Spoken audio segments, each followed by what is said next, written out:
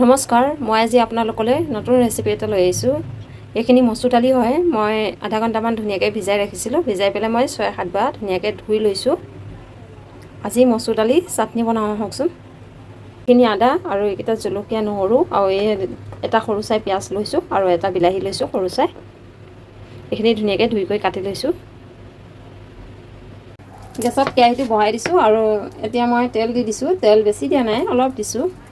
তেলখিনি গৰম হ'ব দিছোঁ।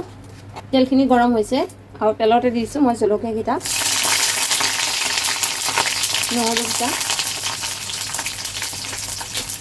পিঁয়াজ দিছোঁ, আদা অলপ থৈছিলোঁ, এই আদাকণো দি দিছোঁ। এতিয়া এইখিনি মই লৰাই দিম ভালদৰে।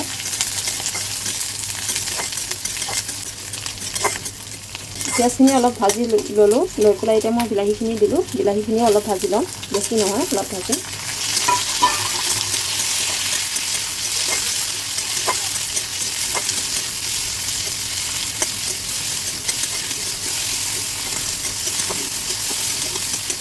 এইখিনি ভাজি হৈ গৈছে, এতিয়া নমাই দিছোঁ মই।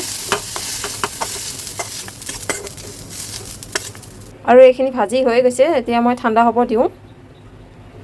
হৈ ল'লোঁ আৰু ইয়াতে নিমখ দিছোঁ আৰু বিলাহী, পিঁয়াজ, আদা, নহৰু এইখিনি মই ইয়াতে দি দিছিলোঁ। অলপমান ভাজি লৈছিলোঁ, ইয়াতে দি দিছোঁ।